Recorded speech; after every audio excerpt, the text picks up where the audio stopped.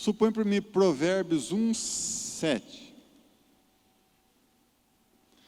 Para ser sábio é preciso, primeiro, temer a Deus, o Senhor. Os tolos desprezam a sabedoria e não querem aprender. Tem versões que dizem, né, que o temor do Senhor é o princípio da sabedoria. O temor do Senhor. Hoje, irmãos, eu sempre de quinta e domingo, eu oro cedo a Deus e peço para que Deus me dê me inspire, né? Eu dê uma palavra para fazer a abertura do culto. E hoje, desde cedo, está vindo na minha cabeça sobre fofoca. Fofoca, mas procurei algo assim, não tocou, mas vem fofoca. E agora, chegando aqui em Bandeirantes, que eu fiz o trevinho lá, aquela primeira lombada antes de descer ali, uma cobra. Aí lembrei na hora de hoje, espírito de fofoca.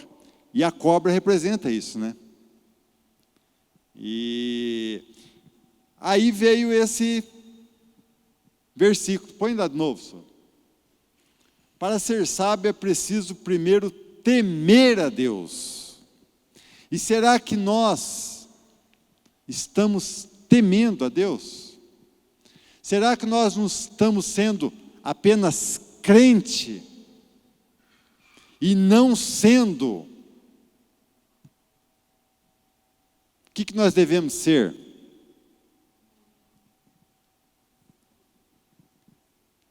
Muitos falam crente, mas o que nós devemos ser? Quem segue a Jesus é o quê? Hã? Quem serve a Jesus, o que é? Cristãos. Nós temos que ser cristãos, irmãos.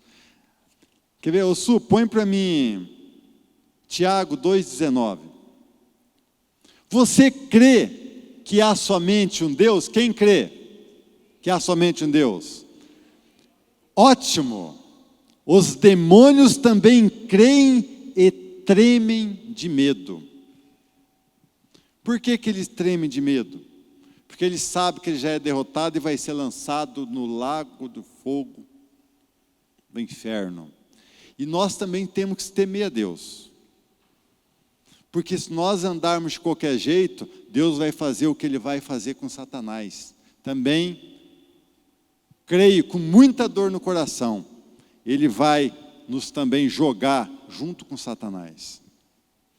Então nós temos que ser, irmãos, cristãos. Atos 11, 25 e 26. Depois Barnabé foi até a cidade de Tarso, a fim de buscar Saulo. Quando o encontrou, ele o levou para Antioquia. Eles se reuniram durante 1 ano com a gente daquela igreja e ensinaram muitas pessoas. Foi em Antioquia que, pela primeira vez, os seguidores de Jesus foram chamados de cristãos, porque seguiam os passos de Jesus. Então tem uma diferença entre crente e cristão. Muitas vezes o crente só crê em Deus, mas não teme a Deus e não segue os passos de Jesus. Mas o verdadeiro cristão, ele crê em Deus, teme em Deus e segue os passos de Jesus. Mas como? Jesus está no céu, Ele não está aqui para me seguir Ele. Está aqui, irmãos. Jesus está no céu, mas por que Ele deixou isso aqui? Para muitos, fica lá na gaveta do armário. A hora que você pergunta, você tem uma Bíblia, irmãos? Tem, mas não sei onde está. Então isso aqui é para nós lermos, estudarmos, que é isto aqui que Jesus quer que façamos. É um manual. A gente brinca, é um manual, né? Então, irmãos, temos que ser cristãos. Crer no Senhor, porque o diabo também crê e teme. Nós temos que crer, temer e seguir os passos dele, porque Jesus está à porta. Você viu quantas coisas, né, acontecendo, agora está voltando de novo nas mídias aí, uma coisa que saiu alguns anos atrás, sobre a NASA, está apoiando também a unificação, né, das igrejas. Tudo é coisa que está na Bíblia, tudo para a volta de Cristo. O tal do chip, que vai ser a marca da besta, já está pronto. Está só esperando os comandos lá, a hora certa para ser implantado. Os dias estão voando. Parece que ontem, eu lembro que eu fui na casa lá orar para a senhora lá que está com câncer. Amanhã, foi na sexta-feira, amanhã é sexta de novo. Parece que foi ontem. Ou é só comigo que o tempo está voando? Vocês estão ficando velhos. Falo vocês, né? Eu não. E o que vai chegando na idade, o que acontece com a gente? Vai para a cidade do pé junto. E a nossa alma para onde vai?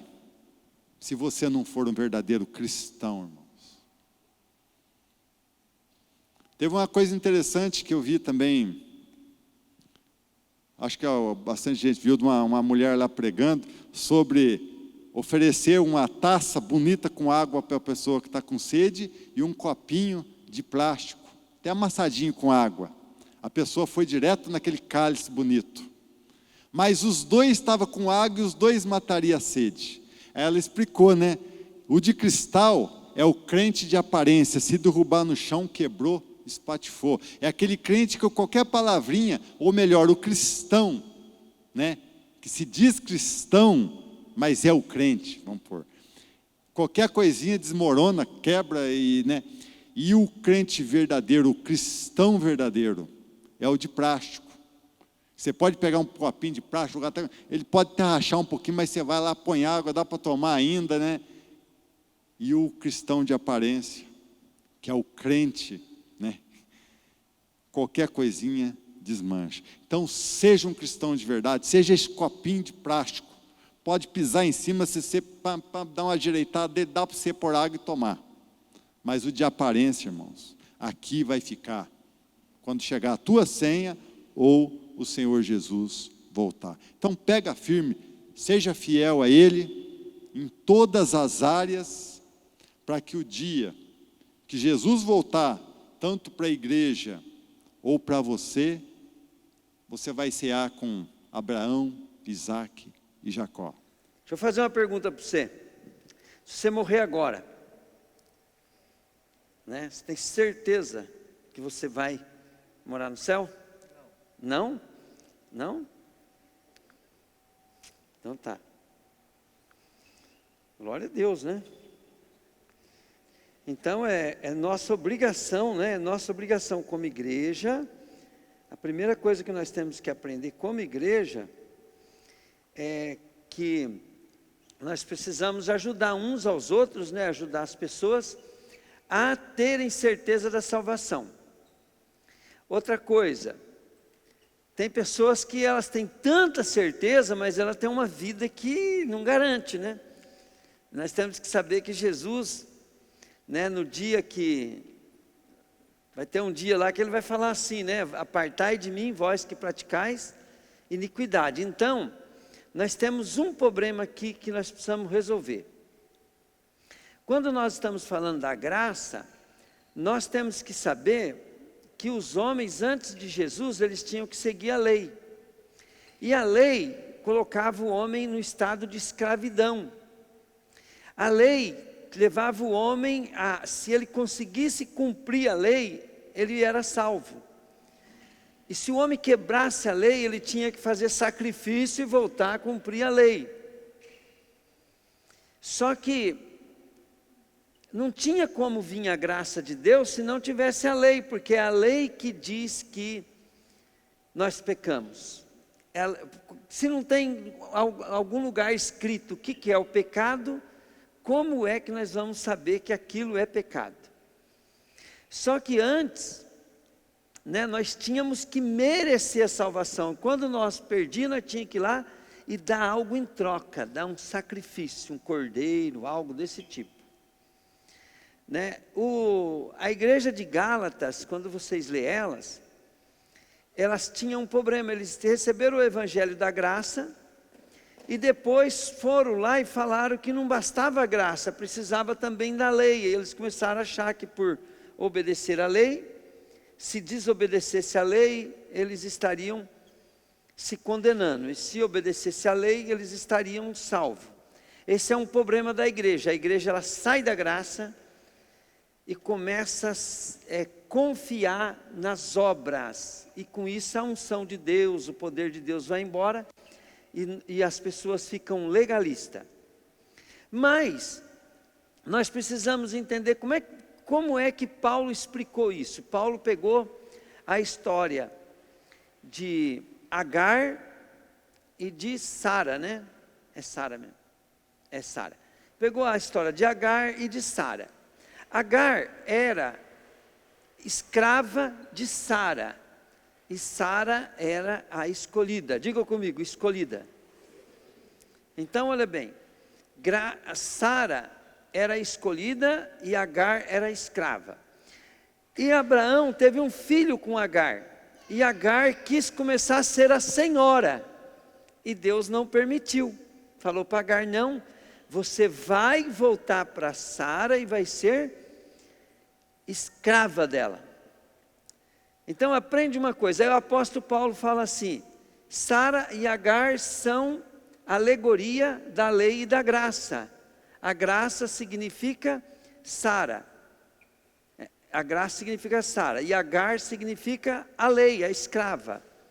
Então, olha bem, preste bem atenção. A lei não pode te salvar. Mas a lei diz como nós servimos a Cristo.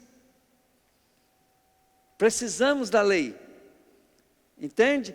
Mas não dependemos mais da lei para ser salvo. Nós não somos mais escravos da lei. Nós dependemos de Jesus. Quando nós começamos a colocar nossa dependência na lei, por que o irmão ali não tem certeza da salvação? Porque ele não compreendeu a graça. Se ele tivesse compreendido a graça, ele ia falar para mim assim, claro que eu tenho certeza. Se você não discernir o que é lei e o que é graça, então nós temos agora a lei de Deus para nos servir, de como nós fazemos para agradar a Deus. Mas se nós não conseguir, o sangue de Jesus nos purifica de todo pecado, e nós podemos prosseguir na certeza de que nós somos salvos. Pegaram, gente? Então, eu quero que vocês hoje peguem esse ponto da graça.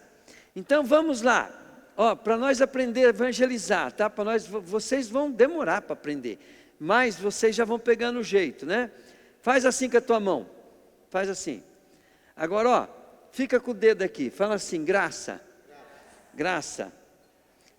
Você vai ficar assim, pensando na graça, com o dedo assim, enquanto eu vou ministrando sobre a graça, tá? Você vai ficar todo o tempo assim, fica com o dedo assim, graça. Tá? Por quê? Porque quando você for evangelizar, tá? Toda vez que você for evangelizar, você vai ter que lembrar, você vai ter que começar a falar primeiro para a pessoa da graça. Agora, olha bem, eu vou perguntar para o irmão, vou falar para o irmão, né? Irmão, você sabia, você sabia que a Bíblia foi escrita para nós ter certeza da salvação? Não? Não sabia. Então digam comigo assim, a Bíblia foi escrita para que eu tenha certeza da salvação. Olha onde está, em 1 João 5,13. Estas coisas vos escrevo a fim de que saibaides que tendes a vida eterna. Então digam comigo, eu preciso saber que eu tenho a vida eterna. Então olha bem, agora fala comigo, graça. Então, olha bem, irmão, agora eu vou compartilhar com você como é que eu tenho certeza que eu vou morar para o céu. Então, o primeiro ponto, irmão, é que a Bíblia, ela fala que a salvação é um presente de Deus. E um presente, se eu quiser pagar esse presente, ele deixa de ser um presente, correto, gente? Você me dá um presente, eu falo, não, mas eu quero te dar 10 reais por ele. O que eu estou fazendo? Eu estou tentando pagar. Então nós precisamos saber que toda vez que eu quero pagar um presente, eu estou ofendendo o meu presenteador. O meu galardeador está sendo ofendido quando eu estou querendo pagar o presente. E isso mostra então que nós não podemos querer obedecer a Deus para pagar uma coisa que é de graça. Entende? É um presente. Quando eu estou querendo pagar o presente, agora o que você tem que saber? Qual é o preço desse presente que você for pagar? Então, se você for dar qualquer coisa para pagar esse presente, você está ofendendo a Deus. Tem gente que não está fazendo assim com o dedo, ó. Tá? Fica assim. Fica assim com o dedo. Fala assim, esse dedo é graça. Fala aí. Ó, olha lá, ó, graça, tá? Então, para que eu possa receber essa graça, eu tenho que saber que eu preciso desse presente. Toda pessoa que não vê que ela precisa desse presente, então ela não vai valorizar, não vai valorizar. Então eu entro no segundo dedo, fala, agora é assim, fala aí. O que é esse dedo? Então eu tenho que me convencer que eu sou pecador, eu tenho que admitir.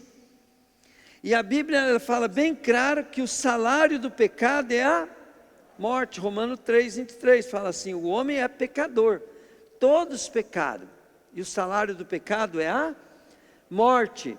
Então olha bem, se todos pecaram e o salário do pecado é a morte, logo eu estou condenado à morte eterna. Então o homem é pecador, diga comigo, o homem é pecador. Então eu também posso falar que o homem é pecador, mas ele foi criado à imagem e semelhança de Deus, né? Ó, o homem é pecador. O que é pecado? Pecado é tudo que desagrada a Deus. Então o homem, quando ele faz algo que desagrada a Deus, ele pecou. E quantos pecados o cara precisa cometer para poder ir para o inferno? Vamos, gente, quantos? Basta ele cometer um pecado. Então, se ele cometer um pecado, a palavra de Deus diz assim, que você pode obedecer todos os mandamentos, você pode conhecer todos os mandamentos, mas se você desobedecer um, você se torna culpado de todo mandamento, porque o salário é o mesmo. Então, todo homem está condenado a ir para o inferno.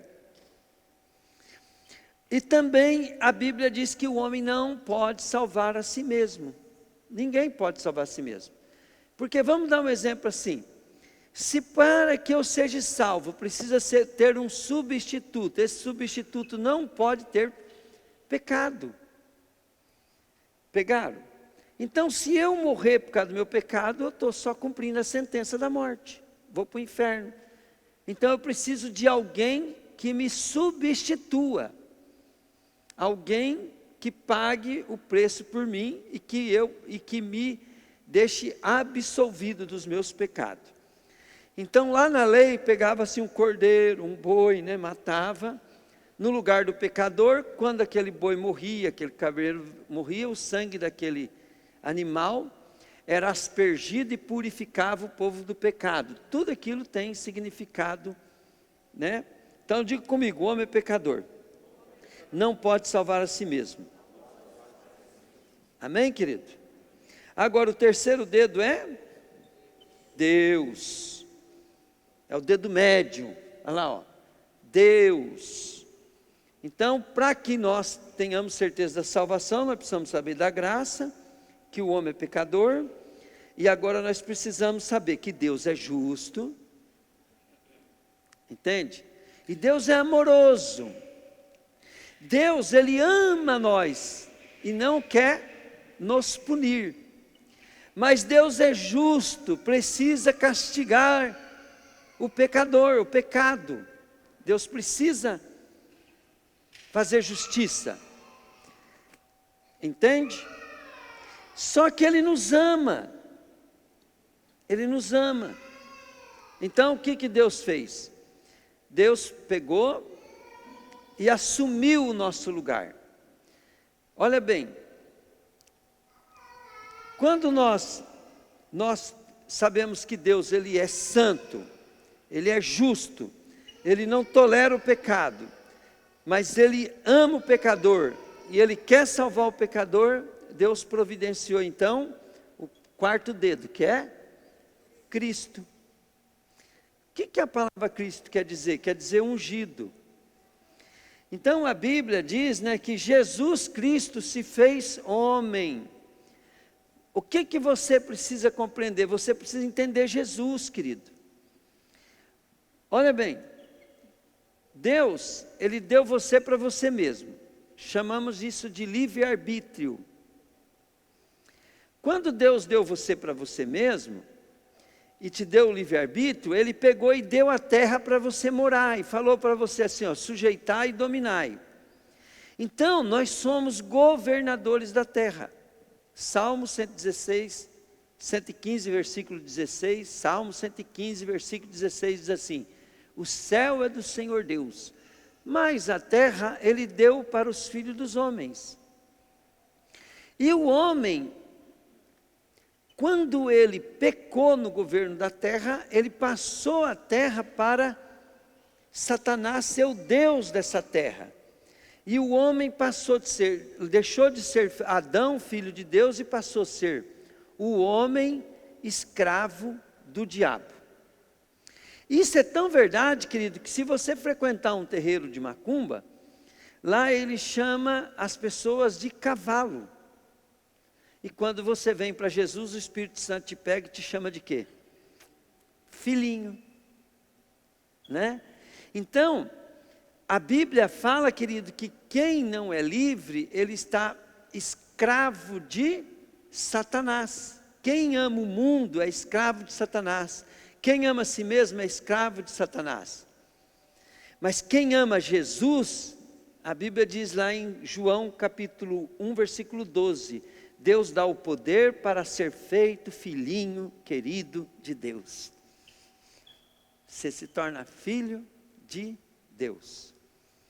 Então, olha bem, aí Cristo, o que Ele teve que se fazer para poder pegar o governo da terra? Diga comigo, homem. O diabo não quer que você saiba que Jesus é homem completo, em plenitude, que também é Deus encarnado. Por quê? Porque quando Jesus ele veio e pagou o preço da dívida de Adão, toda a humanidade, toda a autoridade da terra veio de novo para Jesus. Ele tem o governo agora do inferno, do céu, da terra, tudo por quê? Porque ele tomou o governo de novo. E agora esse governo que Jesus tomou do diabo é o governo de quem? Diga comigo. Do homem, falei. Aquele governo que Deus tinha dado para o homem, agora veio tudo para Jesus. Jesus resgatou da mão do diabo o governo da terra. O governo. E o Jesus agora, querido, ele pegou, e em vez dele ficar com o governo governando na terra, não. Ele chamou os homens perdidos, falou, venham e me aceita como Senhor e Salvador, e assumam em meu nome agora o governo da terra. Toda autoridade eu dou para vocês. Vocês vão poder pisar a cabeça da serpente, expulsar demônio, fazer milagres, cura, tudo. Por quê? Porque eu venci o mundo. Pegou aí? Jesus pegou de volta para si. Então você precisa saber quem é Jesus. Jesus é o Filho de Deus, o próprio Deus Criador, que se fez um de nós para resgatar aquilo que havia sido perdido. Só que daí, o que aconteceu? Virou um reino dividido na terra, por quê? Porque Jesus, ele não pode intrometer no homem, porque ele deu para o homem, então ele não vai tomar do homem.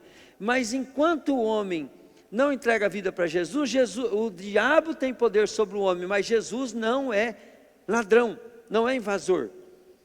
Ele espera Então nós vivemos 80, 90, 100 anos aqui na terra como uma rendada, a terra rendada para nós, entende? Nós podemos fazer o que nós queremos, só que se nós estiver fora de Jesus, o diabo está usando a nossa vida. Nós estamos sendo escravos do diabo. Então, mas quando eu entrego a minha vida para Jesus, Jesus passa a ser o Senhor da minha vida. E agora Jesus quer que nós reinamos em vida.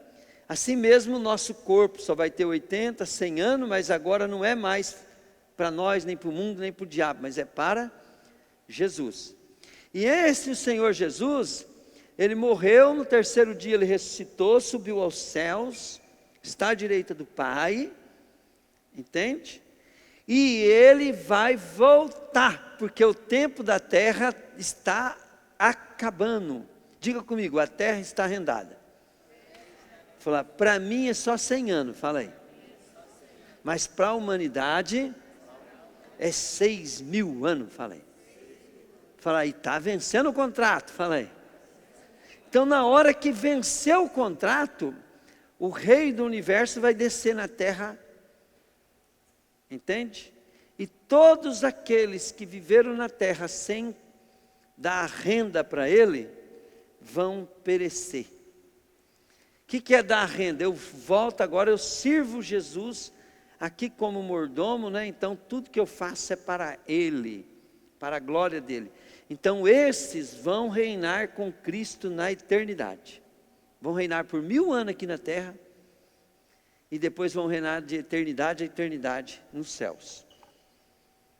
Entenderam? Esse é Jesus. Agora o último é a fé. A fé, a Bíblia fala assim, a fé é a certeza das coisas que se esperam. Quando eu entrego minha vida para Jesus, eu vou agora me entregar pela fé. Você precisa saber que tem vários tipos de fé. Tem fé que a pessoa tem para ser curada. Tem uma pessoa que está com câncer, não, eu tenho fé que vou ser curado, e ele recebe a cura fácil. Tem gente que tem fé, busca a Deus, ele tem fé e ele fala, eu vou prosperar, e ele vai, trabalha e ora a Deus e prospera. Mas diga comigo, isso é fé temporária. Tem gente que tem fé intelectual, ele confia no seu conhecimento. Então ele vai até confessar que ele realmente acredita em Jesus porque está escrito na palavra. Mas na hora da prova, então o que acontece? O cara pegou e falou assim, eu atravesso essa linha, esse abismo aqui em cima de uma linha de bicicleta. Ah, eu duvido.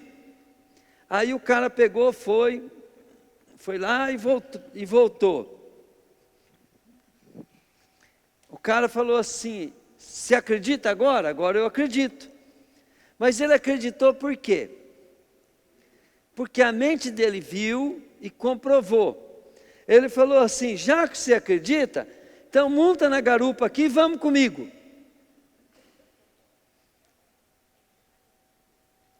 Se o cara for, é porque ele tem fé, não é, gente? E se ele não for? Então, ele tem uma fé intelectual, mas ele não tem uma fé prática. Pegou? Então ele acha, né, que não, que Jesus é suficiente para poder ser salvo, mas quando tem alguma coisinha ele duvida, né? E a gente aprendeu assim, ó, se eu colocar uma cadeira dessa daqui, e eu peso 300 quilos, eu olho assim, eu falo assim, não vai aguentar. Eu estou confiando? Eu estou até confessando que não vai, né? Eu falo, mas eu acho que vai. Eu estou confiando? Hã? E agora, estou confiando? Hã? Sei não. E agora? Hã? Então a fé que salva é a fé que você deposita toda a confiança em Jesus. Por isso que nós temos aquele ditado: cada vez que a minha fé é provada, tu me dás a chance de crescer um pouco mais. Às vezes a pessoa fala assim: não, eu tenho fé que eu sou salvo e a tua graça me basta. Quem tem fé na salvação, querido, ele não tem mais medo, porque ele tem o amor de Deus. Todo salvo tem o amor de Deus. E o amor de Deus, ele lança fora todo medo, ele lança fora toda a expectativa humana, porque ele tem esperança no céu. Uma pessoa salva, ela pode estar com vários tipos de crise, mas ela tem paz.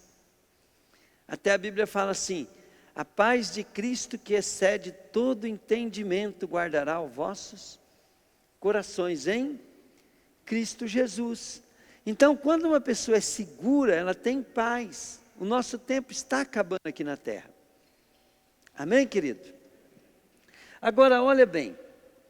Depois que uma pessoa entrega a vida para Jesus, aquele momento ela nasceu de novo e pode ter nascido de novo diga comigo, pela fé.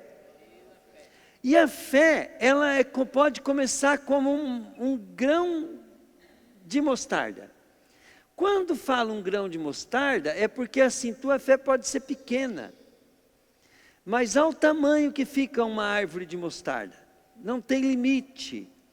Ele cresce tanto que os pássaros vêm fazer ninho debaixo. Então você não precisa se preocupar com o tamanho da tua fé, mas você precisa aumentar a tua fé, crescer na fé, fortalecer na fé, de fé em fé e glória em glória, o apóstolo Paulo fala.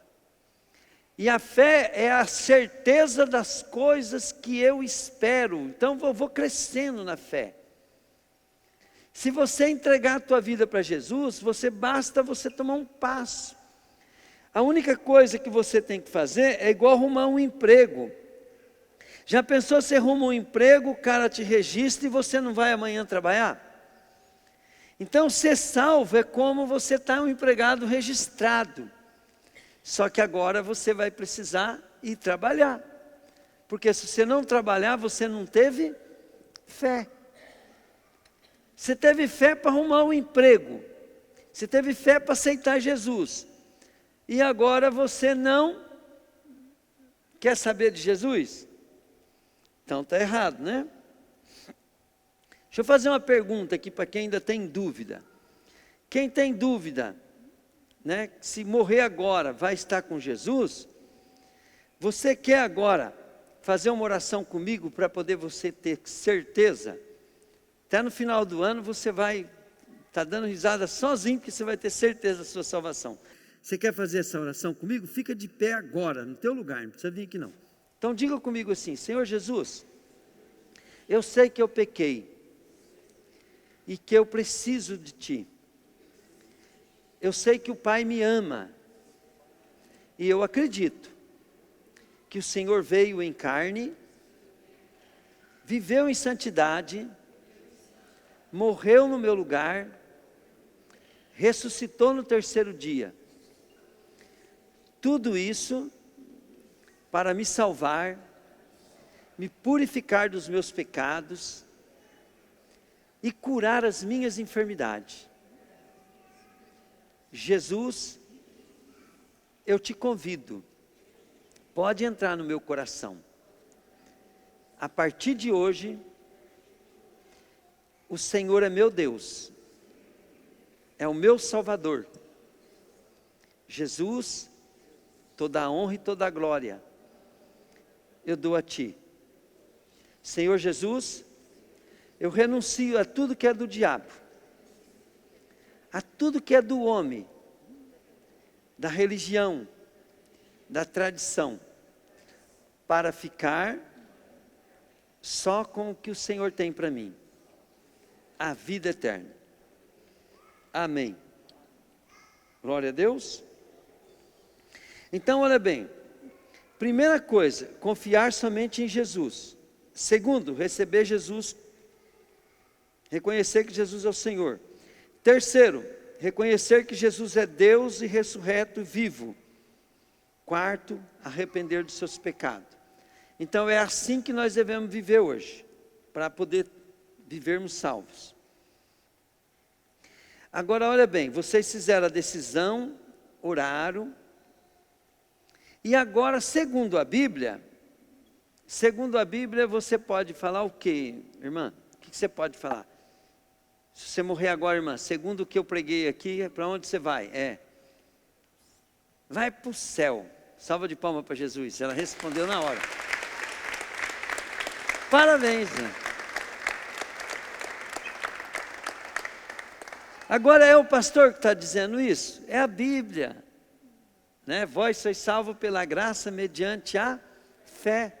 E a Bíblia diz assim, lá em Romanos fala assim, todo aquele que confessar com a sua boca que Jesus é o Senhor, não será confundido. Ele fala assim, né? Se confessares com a tua boca que Jesus Cristo é o Senhor, né? E que Deus o ressuscitou dentre os mortos, será salvo. Porque com a boca eu confesso a respeito da salvação, e com o coração eu creio e sou aceito por Deus. Se vocês aceitarem de coração, vocês são salvos. Agora, pode sentar-se. Eu vou falar mais uma coisinha para vocês. Preste bem atenção. Quando você nasce, né? Que tamanho que você nasce? Pequenininho, né? Eu estou vendo o Enoque agora aqui, eu estou vendo esqueci o nome dela. Olha o tamanho dessas meninas, desse menino. Mas eu lembro, né, um dia que eu fui falar com a Fábio ali, né? A Fábio, não estou podendo ir. A Fábio começou a chorar porque ele é muito pequenininho, né? Então, você não precisa carregar um peso de querer ser um crentão ainda. Você vai sair daqui cheio de defeito, pensando as coisas ainda. Mas você, como homem de Deus, mulher de Deus, você vai ser fraco ainda. Então, o que você tem que fazer? Você precisa vir na igreja, porque você precisa de cuidados. Não o teu homem natural precisa de cuidado, o homem espiritual precisa de cuidado.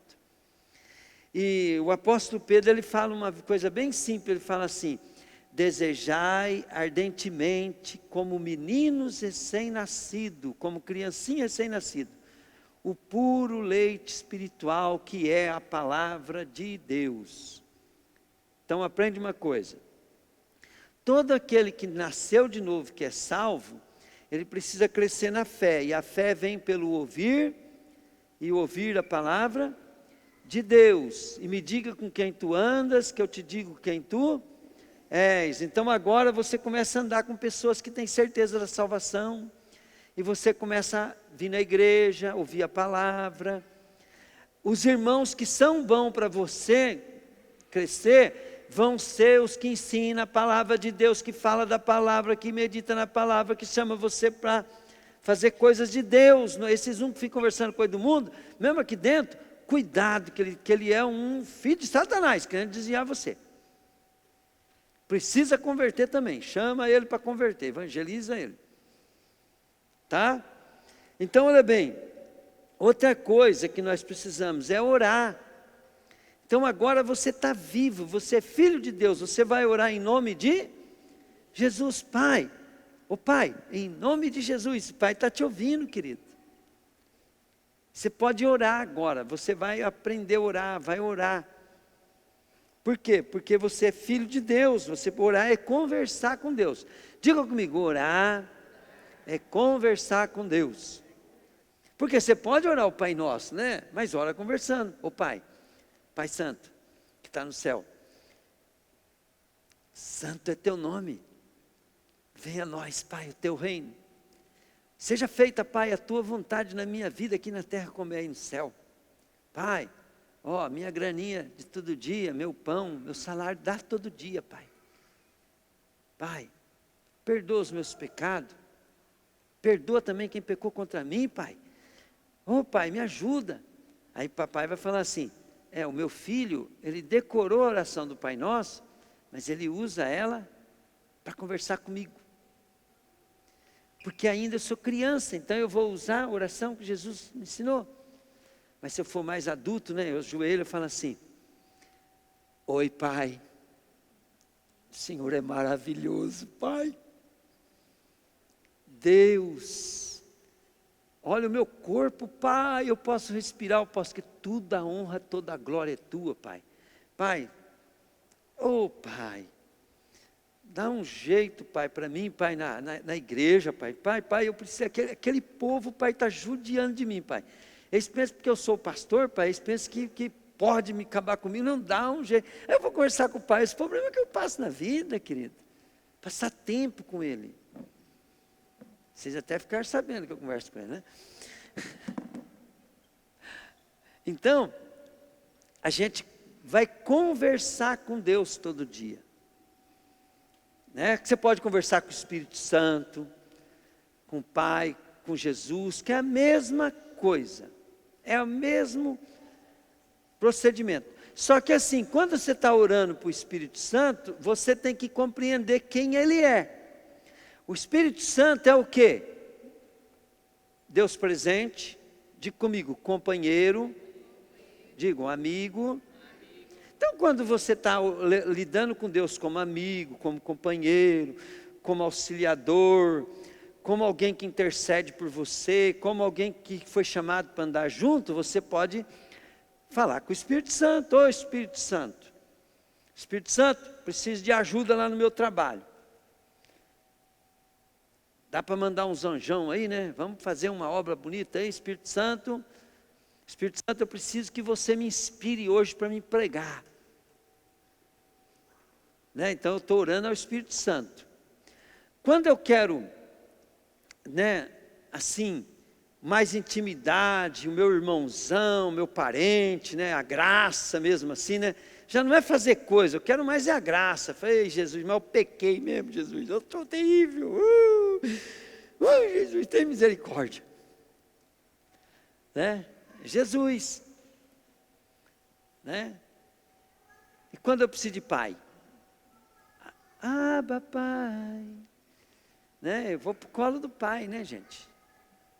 Tem coisa que pede para pai, tem coisa que pede para o irmão, tem coisa que você pede para o Espírito Santo. Então está aí uma maneira de você saber na hora que está orando, né, com quem que eu falo aí. Os três são um. Mas se você misturar também, eles são top, eles compreendem tudo. Amém, querido? Importante é ter uma vida de oração. Então todo salvo, ele tem que ter vida de leitura de Bíblia, oração, adoração, comunhão. Comunhão, querido, é a questão dos irmãos. Os irmãos, todo salvo tem comunhão com as outras pessoas que também são salvas e com os que estão vindo para ter a salvação. Jesus falou assim, que se nós amar a Deus, nós teremos comunhão um com o outro, né? E nós amaremos um ao outro, e o amor do Pai vai estar em nós, nós seremos um com o Pai quando nós amamos uns aos outros. Então, todo salvo precisa desenvolver uma vida de comunhão, para poder andar em segurança como uma pessoa viva espiritualmente em Cristo. E agora, olha bem, a quinta coisa de um salvo é que ele vive testemunhando. Chegou essa vez, irmão. Agora é o testemunho. Essa semana, segunda-feira à noite, antes de dormir, eu e minha esposa, oramos. Nós sempre oramos para nossa casa, os irmãos de igreja, os irmãos de trabalho, nossa família. E terça eu ia folgar, eu folguei, eu ia para Londrina. Meu pai falou assim, vamos visitar sua mãe que está lá internada. Aí eu falei, então vamos. Aí oramos, aí cedo apareceu uma mensagem no meu celular. Não vai dar para nós ir visitar sua mãe. Nós visitávamos sua mãe porque a casa dele pegou fogo. pegou fogo, estava a minha irmã e minha sobrinha. Ele trabalha à noite, saiu do serviço lá para socorrer, pegou fogo, a geladeira estava na tomada, deu curto, derreteu a geladeira, queimou o fio, queimou a cozinha e a sala. Mas durante essa noite, o cachorro começou a latir. E minha irmã, querendo descansar para trabalhar, esse cachorro xingando, latindo aí, e xingar o cachorro, abriu a porta, na hora que olhou para a cozinha, pegando fogo. Aí os vizinhos ajudou ela a pular a janela, e não aconteceu nada com ela e nem minha sobrinha. As duas estão bem. Sinto uma oração de você pedir a Deus para cuidar da sua família, faz uma diferença. Né? Glória a Deus. Amém.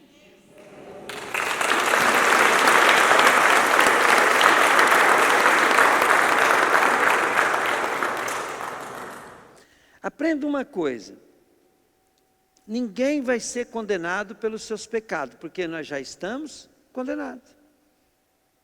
Pegaram? Ninguém vai ser salvo por não ser pecador, porque nós não teve jeito, nós pecou, né? Então não tem jeito. A pessoa vai ser condenada porque ela ouviu o Evangelho e não aceitou Jesus como Senhor e Salvador. Para vocês terem uma ideia, quando eu me converti, eu achava muita gente assim que morreu e ressuscitou, né? E todos eles falam que a vida deles passa assim, como um filme na vida deles.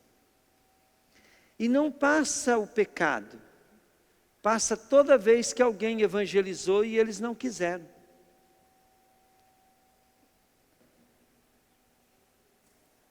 Não passa o pecado, passa as vezes que ela deixou de aceitar Jesus. Sabe quando um crente chato chegou perto de você e falou: vem esse crente chato, e você não quer nem escutar aquele homem de Deus falar? Aquilo que vai passar. Toda vez que você não gostou de ouvir uma palavra, né, de salvação, vai passar. E as pessoas vão ser condenadas por isso. Porque Jesus veio ao mundo, mas elas preferiram as trevas. A luz veio ao mundo, mas os homens andaram mais as trevas do que a luz. Então esquece, o pecado não vai ser contado no dia do julgamento.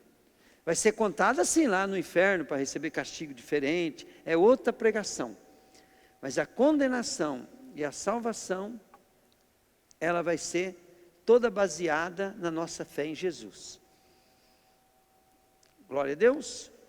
Amém? Vamos ficar de pé então, que eu quero orar por vocês.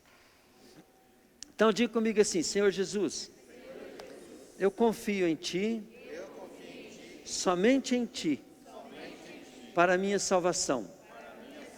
Mas também, a Tua palavra diz que pelas Suas pisaduras eu fui curado.